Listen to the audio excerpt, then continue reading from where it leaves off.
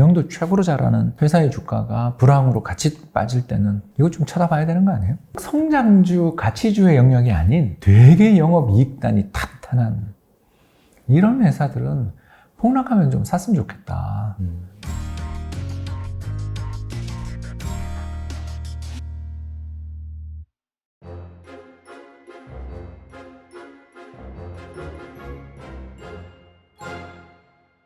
최근에 박사님 채널에서 지금 사원 좋은 미국 주식 여기에 대해서 소개해 주셨더라고요. 여기서도 말씀해 주시면 좋을 것 같습니다. 네, 뭐 경기가 더 나빠질 것 같다고 우리가 봤잖아요, 제가. 네네.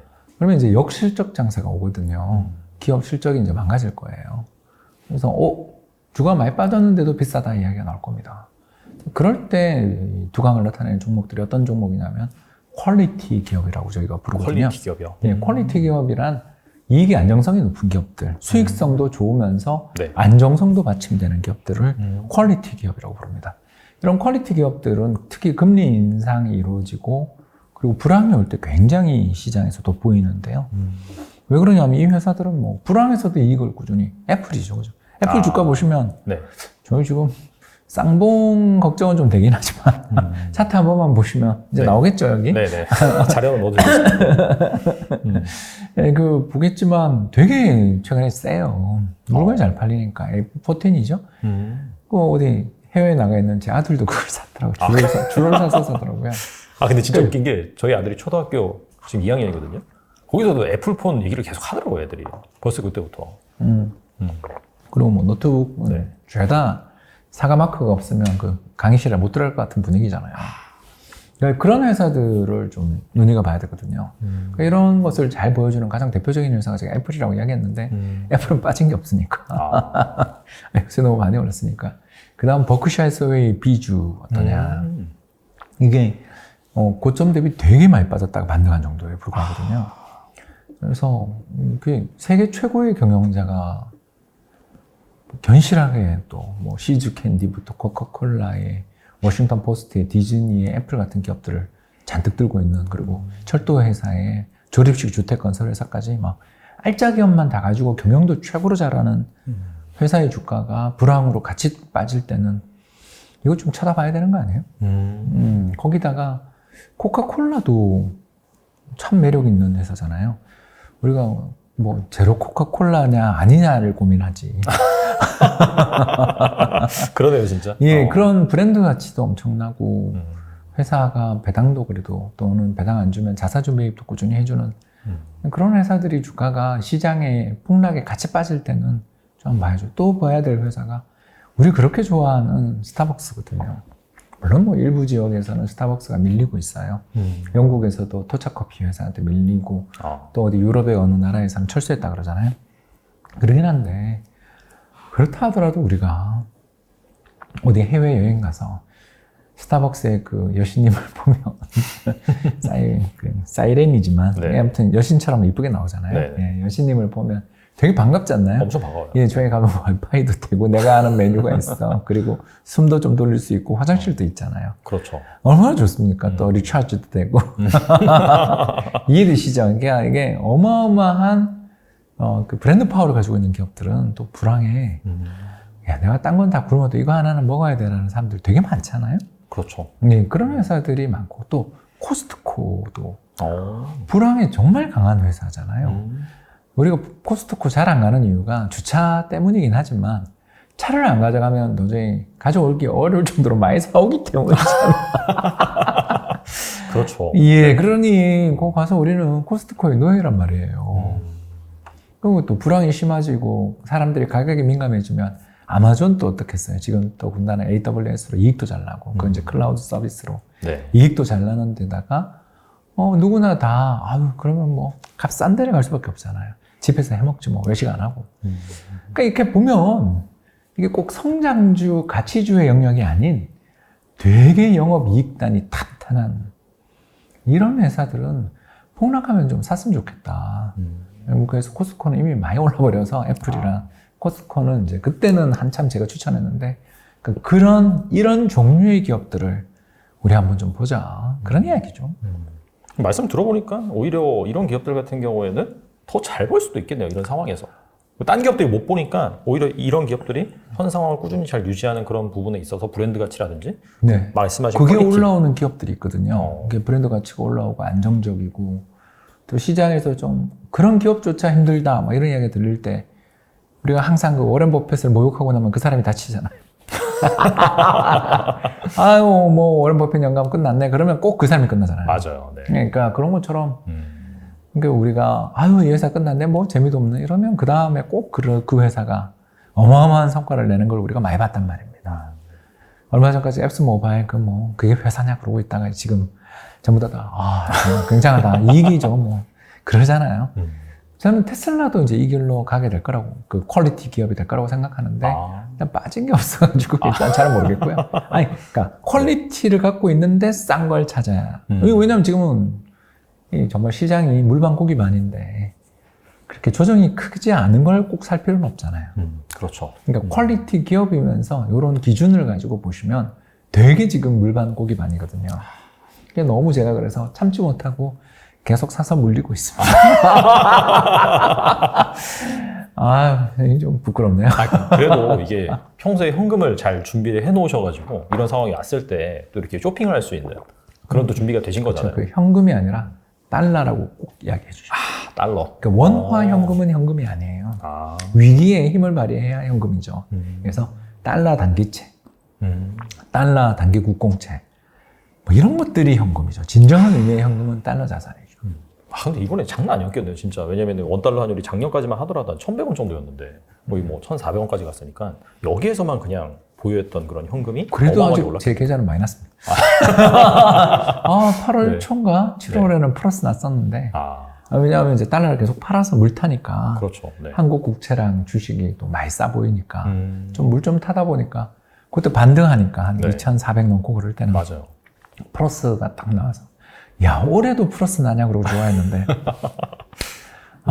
FMC 미워요. 그래도 사실 이런 장에서 정말 최소한의 시장보다 덜 깨진 게 정말 실력이 그게 있고 이제 달러 좋은 건데. 때문이죠. 그렇죠. 아니, 뭐 실력이 아니라 달러를 많이 들고 있으니까. 전체 자산의 절반이 달러니까. 계속, 근데 달러 비중이 계속 커지니까. 계속 조금씩 팔았는데 이제 후회하고 있죠. 1,300원에서 팔지 말고 1,400원에 팔 걸. 근데 마음이 급한 게 이 주가가 여기서 유지가 안 되고 반등하면 어떡할까라는 걱정이 들 정도로 좋은 회사가 세상에 너무 많으니까. 그래서 사는 거죠. 뭐. 우리나라도 그런 회사 되게 많은 게 삼성전자야 뭐 당연히 지금 반도체가 박살나니까 네. 주가 재미없는 거 알지만 그래도 예를 들어서 5만 전자고 4만 전자 됐다. 한 1년 참고 2년 참으면 얘는 배당도 엄청 주는데 이렇게 생각을 해보면 우리나라에도 좋은 회사 되게 많거든요. 그러니까 이게 손이 안 나갈 수가 없는 거고 우리나라 국채도 뭐 지금 거의 4% 주는데 맞아요. 4%. 10년물 국고금리가 4%인데 이거 들고 10년을 버티면 연 4% 수익이 따박따박 꽂히는데 그러다가 만에 하나 금리 한 3%까지만 내려가도 이게 매매 차익 그 캐피탈 게인이 엄청나잖아요. 그러니까 이렇게 다 보이니까 고정 수익이 보이니까 자꾸 손이 나가서 좀 천천히 살 걸. 네. 너무 빨리 사서 문제예요. 저희들 이코노미스트의 최대 문제가 너무 빨라요. 저 같은 경우도 한국 주식을 너무 빨리 팔았고요. 3,000 되기 전에 거의 다 팔았고요. 그러니까 트리밍을 많이 했죠. 네. 그리고 또 달러도 1,300원 가니까 좋다고 너무 많이 팔았죠. 이게 저처럼 하면 안 되고요.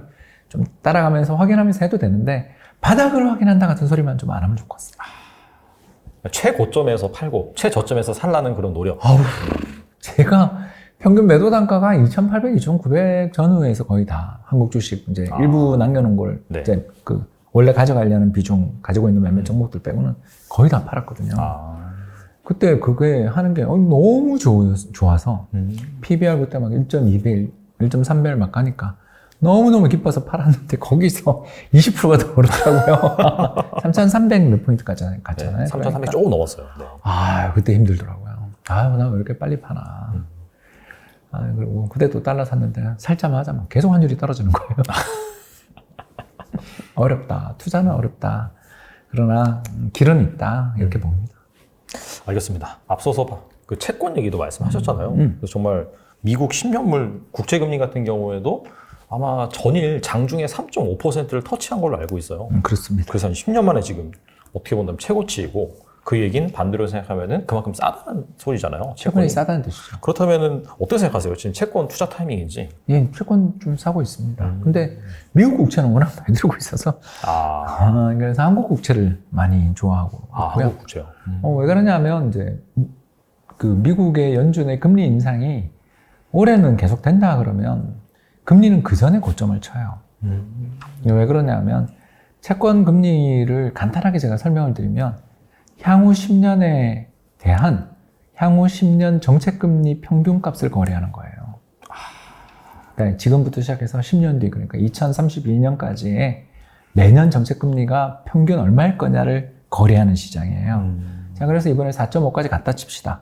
그러면 10년 평균금리는 얼마일까? 미 연준의 장기 전망, 그 정책금리 전망을 보면 3% 전후거든요. 2%도 꽤 있었어요.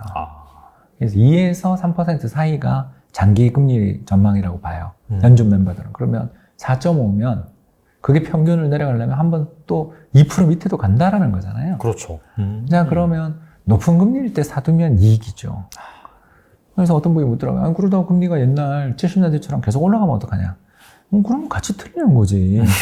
아니, 미 연준 멤버들이 장기 평균 금리를 얼마를 보냐, 정책 금리의 장기적인 균형 금리를 얼마를 보냐, 그러면 다 2% 후반 찍고 있는데, 내가 그 10%를 전망해서 내가 맞췄다 한들 버틸 수 있을 것이며, 그렇게 시장과 완전히 동떨어진 전망을 맞추면 기분은 억수로 좋겠지만, 그 과정에서 리스크를 엄청 무릅써야 되거든요. 그걸 할 수 있느냐, 유지할 수 있느냐에 대해서 자문을 해보면, 일단 연준의 스탠스들을 한번 보면 그 사람들 그렇게 3% 이상까지 오랫동안 유지해야 된다고 믿는 사람은 거의 없다라는 거죠. 그러면 올라갔다가 오버슈팅했다 내려올 거 아니냐. 그러면 그걸 먼저 시장이 반영할 거 아니에요.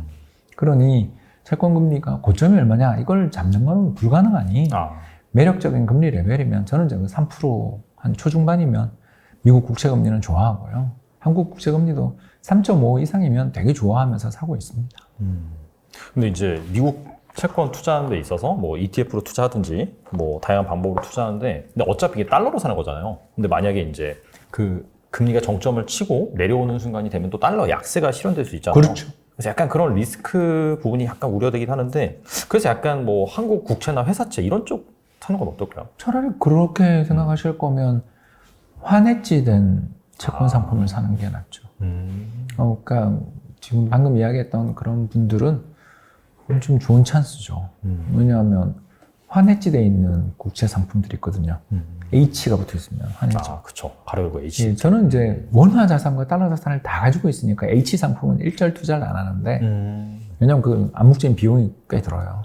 그렇죠. 수업 맞아요. 포인트가 있어서 그렇습니다. 좀 수업 포인트 연간 수업 포인트가 지금 거의 1%포인트 정도 비용이 발생할 거예요. 그러니까 상당히 높네요. 수익을 많이 깎아 먹을 거예요. 그럼에도 불구하고 환해지를 난 꼭 해야 되겠다 생각되면 하는 거죠. 왜냐하면 환해지인데 환율 100원 빠진다 그러면 그걸 다 누리는 거니까. 그래서 그 하락에 베팅하고 싶으신 분은 해지를 하는 게 좋은데 그 정도로 환율이 떨어질 거라면 한국 주가 폭등하지 않겠어요? 그렇죠. 그럼 거기서 만회가 되는구나. 그러니 주식을 사야지. 그렇게 생각하면 미국 국채를 사서 환해지를 거는 게 아니라 좀 이상하지 않아요? 그 전망에는 뭔가가 이상한 함정이 있는 것 같다. 환율이 앞으로 급하게 빠진다면 그때 제일 좋은 나라가 한국이잖아요. 미국 달러 강세가 진정되면서 돈이 이모징으로 올 때 한국에 제일 먼저 들어올 텐데 중국 가겠어요? 무서워서 이제 안 간단 말이에요. 한국이 이머징 마켓에서 제일 대안인데 한국 아니면 대만인데 근데 대만은 아시는 것처럼 관리 변동 환율 제도니까 환에서 오른 것도 없고 그러니까 환이 막 높은 수준에 있어도 실적 좋아지는 거랑 상관없는 나라니까 우리만 이 환율 레벨이 뭐 1,300원이 되더라도 엄청 좋은 경쟁력을 갖고 있으니까 환율 천천히만 떨어져주면 우리나라 기업들은 내년에 수급도 좋아지니까 안 그래도 올해 환 때문에 좀 경쟁력 강화된 데다가 수급까지 좋으니까 되게 좋을 거 아니에요. 뭐 한국 주식을 사야지. 그래서 그 해지라는 것을 자꾸 연연하기 시작하면 이런 큰 그림을 못 보니 저는 그냥 한국 주식을 들고 있는 입장에서는 미국 국채는 해지 안 하고 그냥 가는 편을 선택합니다. 알겠습니다.